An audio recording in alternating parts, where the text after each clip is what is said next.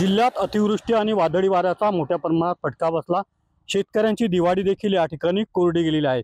त्यामुळे शेतकरी प्रचंड चिंतेत आहे। अद्याप कुठली मदत शेतकरी वर्गांना मिळालेली नाही। अल्प स्वरूपात मदत मिळाल्याची ओरड आहे। शेतकरी आपल्या सोबत आहेत। काय सांगाल यावेळेस तुम्हाला दिवाळी कशा प्रकारे साजरी झाली? शेतकरी म्हणून तुमची व्यथा काय? खरं तर आम्ही शेतकरी लोक जे आज धरून बसतो, आमच्या जे पिकं आहे ते पिकं आमच्या घरात येतील, त्या पिकाला चांगला भाव मिळेल आणि त्या माध्यमातून जे काही पैसे येतील त्या पैशांच्या बळावर आम्ही आमच्या कुटुंबामध्ये सण उत्सव साजरे करू शकतो। मात्र अवकाळी पावसाने आमच्या हातातोंडाचा घास हिसकावून घेतला आणि आम्हाला अपेक्षा होती की शासनाने जे काही मदत जाहीर केलेली आहे ते आमच्यापर्यंत पोहोचेल दिवाळीच्या आधीच। मात्र दिवाळी संपून गेली तरी सुद्धा आमच्यापर्यंत 1 रुपया सुद्धा आलेला नाही।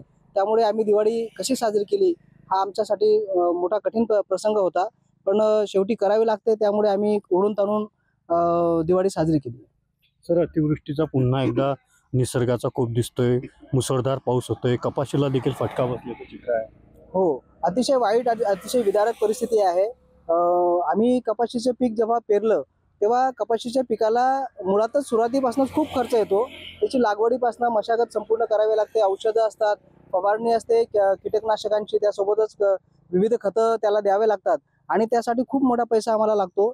त्या मानाने अवकाळी पावसामुळे आमचा जो सुरुवातीचा जो कापूस येणार आहे तो गळाल्यामुळे सुरुवातीचं नुकसान झालेलं आहे। भविष्यात काय परिस्थिती असेल सांगता येत नाही।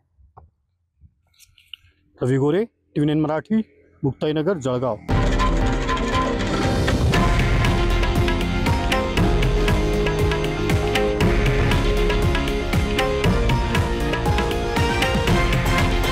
हे आहे देशातील नंबर 1 न्यूज नेटवर्क आणि आपण पाहत आहात TV9 मराठी, एकमेव।